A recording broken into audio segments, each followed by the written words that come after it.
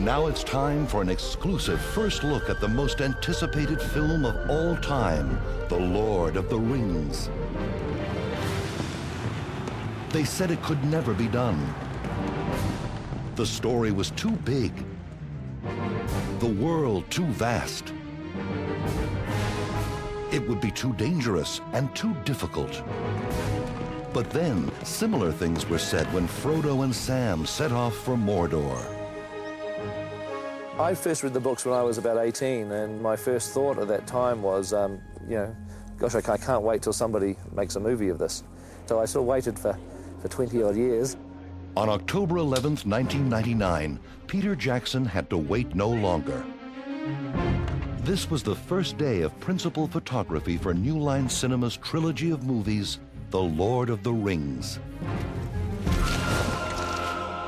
It would be the most expensive and challenging film project in history.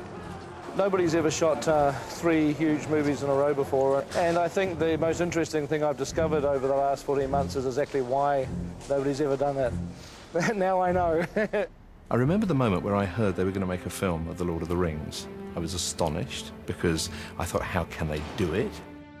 Author Brian Sibley had the daunting challenge of chronicling the monumental project. And then I met the people who were making it. And as I met them and as I talked to them, I discovered that they cared about the book in the same way that I did, and that their commitment was to make a film that really reflected Tolkien's world. There's an incredible passion behind this project, which I don't think I've ever witnessed to this extent on any film I've ever had the privilege to work on, because people have come with such love of the stories, and you can feel that in the crew, you can feel it with the actors, that it's something that they know it's a once-in-a-lifetime experience. The design of Middle-earth was key. During scripting, Peter Jackson and his writing partner Fran Walsh utilized the centenary edition of The Lord of the Rings, which features 50 paintings by Alan Lee. Alan's paintings captured the bittersweet mood of Lord of the Rings. And when the film started to become a reality, the question of trying to find Alan Lee wherever he was in the world and seeing if he wanted to be involved became very important to us.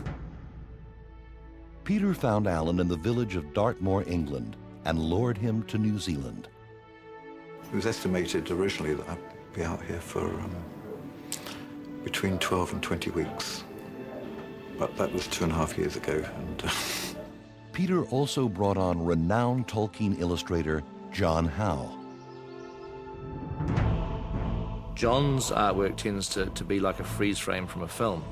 He's very good at capturing action right at an exciting moment. And so we thought that the talents of both Alan and John combined would give us basically everything that we needed. Peter deemed the design of Hobbiton to be especially crucial, as the audience must understand what Frodo is willing to risk his life to protect.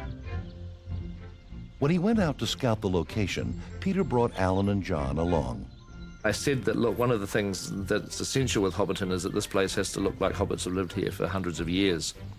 It's very hard to visualize that if you're just looking at an empty field. So one of the things that Alan and John did is they'd sit down on this farmer's land with a notepad, and they would sketch the landscape that they were looking at, except they would sketch it as Hobbiton.